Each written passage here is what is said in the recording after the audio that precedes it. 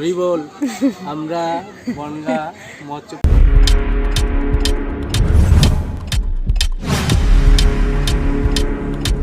Hello everyone, welcome back to my channel. কেমন আছো তোমরা সকলে? আশা করছি ভালো আছো। আমিও খুব ভালো আছি। রূপা লাইফস্টাইল চ্যানেলে তোমাদের সকলকে জানাই অনেক অনেক স্বাগত, ভালোবাসা।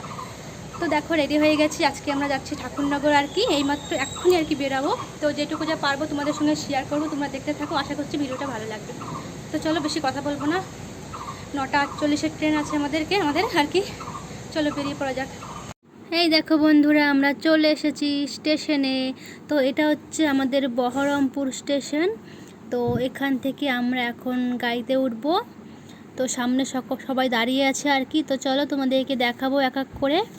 আর আমি একটু পেছন পেছন যাচ্ছি আর কি, যেহেতু তোমার ছেলে আছে তো তাকে হাত ধরে নিয়ে যেতে হচ্ছে, সেই জন্য একটু দেরি হয়ে গেছে। আর দেখতে তো পেলে আমার ছেলেকে। আর এরা সবাই না আমাদের দলের লোক, আর এরা সবাই যাচ্ছে কিন্তু ঠাকুরনগর। তো আমরা সবাই একসঙ্গে যাচ্ছি আর কি। আর ভীষণই ভালো লাগছে। এখন শুধুমাত্র অপেক্ষা গাড়ির জন্য। তো চলো। তো বন্ধুরা, আমরা চলে এসেছি বনগাঁতে। তো এখানে মৎস্যব হবে আর কি। তো এখানে একটু গান বাজনা করে খাওয়া দাওয়া করে তারপর সন্ধ্যার দিকে আমরা বেরিয়ে পড়বো ঠাকুরনগরের উদ্দেশ্যে। আর দেখতে পাচ্ছ সামনে একটা মন্দির আছে, হরি মন্দির। তো সেটা তোমাদেরকে একটু পরে দেখাচ্ছি। আর এইদিকে দেখো রান্না বান্না চলছে। তো সকলে এখন বিশ্রাম নিচ্ছে, যেহেতু অনেক দূর থেকে আর কি আসা হয়েছে। তো আমি ভাবলাম চলো তোমাদেরকে একটু দেখিয়ে দিই। তো রান্না প্রায় হওয়ার মধ্যে এখানে এসে একটা মাতাম দিয়ে সবাই একটু বিশ্রাম নিচ্ছে।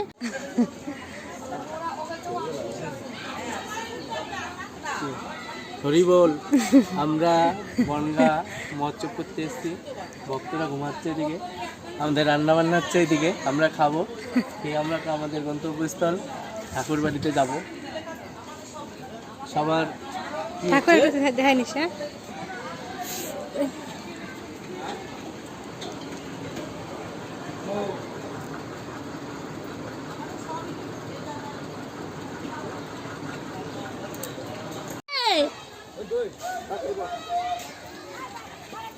কেমন লাগলো? পছন্দ হয়েছে? নামও যাও। তো আমরা কিন্তু সন্ধ্যার 7টার মধ্যে ঠাকুরনগর ঢুকে গিয়েছিলাম, এবং যেই বাড়িতে থাকি সেই বাড়িতে যখনই ঢুকেছে সেই মুহূর্তে প্রচণ্ড পরিমাণে ঝড় বৃষ্টি শুরু হয়ে গেছে। তারপর দেখো এখন কটা বাজে, এখন রাত 9:30-10টার মতন বাজে।